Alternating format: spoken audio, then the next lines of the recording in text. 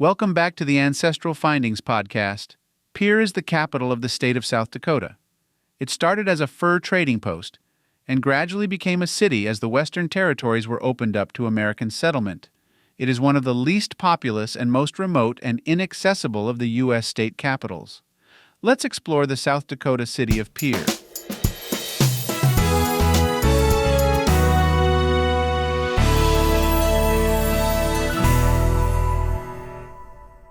The capital of the state of South Dakota is the city of Pierre. Pierre is also the county seat of Hughes County.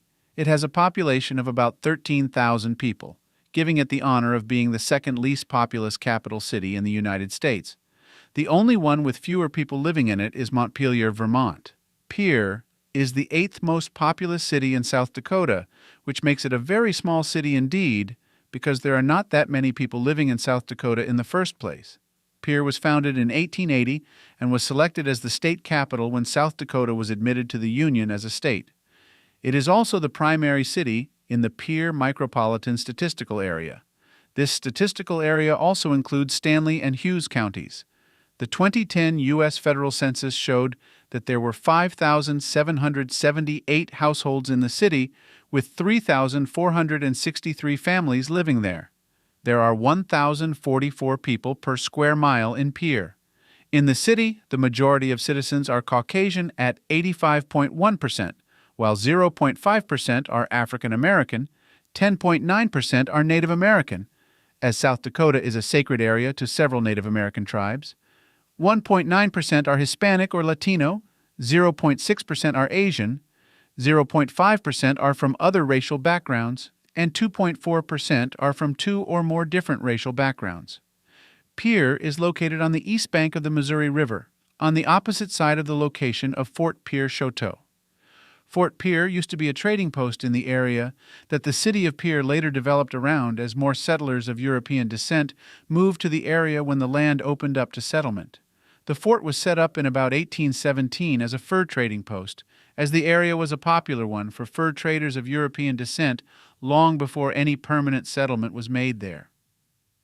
The date of 1817 is the time when the first record of a permanent European-based settlement was recorded in the area. The fort was named after Pierre Chouteau, Jr., who was a big-time fur trader from St. Louis, Missouri. He was of French origin and made many of the first fur trading expeditions to the area that would become the city of Pierre. Once Western settlement in the Dakota Territory was opened up to Americans, a flock of people other than fur traders went to settle in Pierre.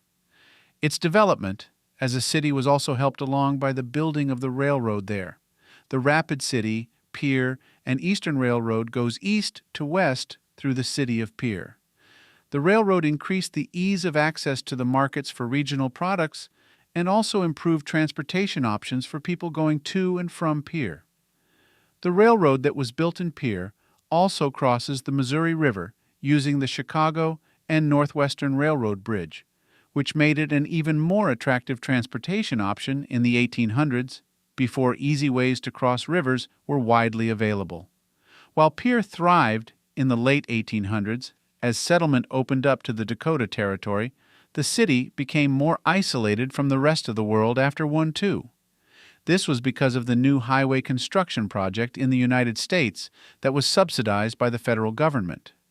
The new highways made it easy for those who were traveling, as well as freight and shipping companies, to use cars and trucks to get to where they wanted or needed to go. They did not have to take the railroad that went through Pierre anymore, and could actually avoid going to Pierre at all in order to get to their destination. The key isolating component of the federal highway project for Pierre was that the new interstate did not go there. This meant there were far fewer people using the railroad, and those who drove did not go through Pierre at all. With no interstate access, there was no need for travelers to stay overnight in Pierre, or to stop there and use the city's gas stations and restaurants to rest and refresh themselves on their journeys. Today, Pierre is one of only 4 U.S. state capitals that does not have interstate access.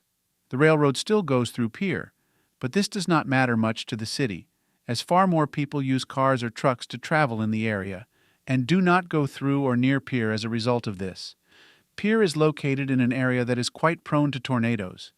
In fact, A Category 3 tornado struck Pierre in 1973 and caused 10 injuries. It was the strongest tornado ever recorded in Hughes County and still holds the record to this day. In addition to tornadoes, Pierre has a generally dry climate that goes through 4 distinct seasons. This is referred to as a continental climate. Its winters are long and dry, the summers are short and hot, and spring and fall are so brief they can almost pass by without being noticed. The weather maps in the United States indicate that they consider Pierre to be a semi-arid, cold climate place. It is the only state capital in the Midwest that does not have a humid climate. Its monthly average daily temperature can range from 19 degrees Fahrenheit in January to as high as 75 degrees Fahrenheit in that same month. The snowiest months are February and March, with an average seasonal snowfall total of about 32 inches. The area is subject to the sometimes extremely high winds that are common on the Great Plains. The summers can be quite hot, with temperatures sometimes going above 100 degrees Fahrenheit, and with many days in the summer experiencing temperatures in the 90s. The cold weather season typically lasts from October to May each year in Pierre.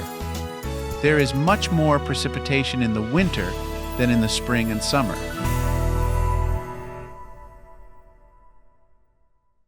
Thank you for listening and subscribing to the Ancestral Findings podcast. For additional resources, visit ancestralfindings.com. You can download a free ebook, request a free genealogy lookup, and even participate in our weekly historical postcard giveaway. If you want to support us in more ways, consider supporting us on Patreon or PayPal. Every contribution helps to keep the lights on. From all of us at Ancestral Findings, thank you for being an integral part of our family history community since 1995. I hope you have a wonderful day, and as always, happy searching.